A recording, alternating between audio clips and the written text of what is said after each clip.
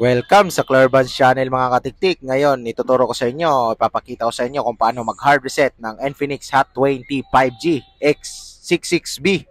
So yun, naka-pattern yan mga katiktik. So in case nakalimutan nyo ang pattern, ganito ang gagawin nyo. I-turn off nyo lang yung cellphone. Yan, long press, yan. Kailangan natin ma-turn off yung Infinix Hot 20 5G natin. After ma-turn off, ito yung gagawin yung mga katiktik. Volume up, tsaka yung power switch. Sabay natin pindutin mga katiktik. So, yan. Volume up, tsaka power switch. Pag lumabas yung logo niya mga katiktik, bitawan nyo yung power switch niya mga katiktik.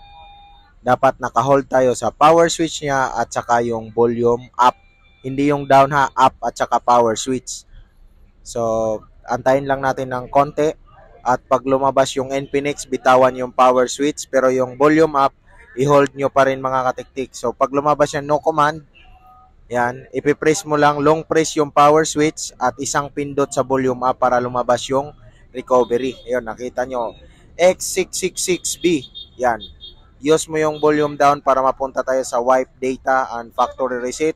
Tapos, puntahan nyo lang yung power switch para ma-confirm. So, meron dito sa baba mga katiktik na message is wiping data. Ibig sabihin, nag-erasing data na po siya. Yan, hintayin na lang natin na matapos mga katiktik. So, meron siyang nag-pop up. So, ulitin ko, yan volume down lang at saka power switch. Yan. Sisilik mo lang yung wipe data mga katiktik para ma-format.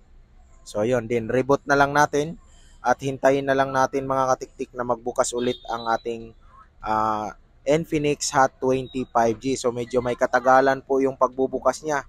So, kapag nagbukas na mga katiktik, i-set up nyo na lang siya at wala na pong password ang ating cellphone. Maraming salamat sa panonood at naway meron kayong nakuhang idea dito mga katiktik. Bye-bye!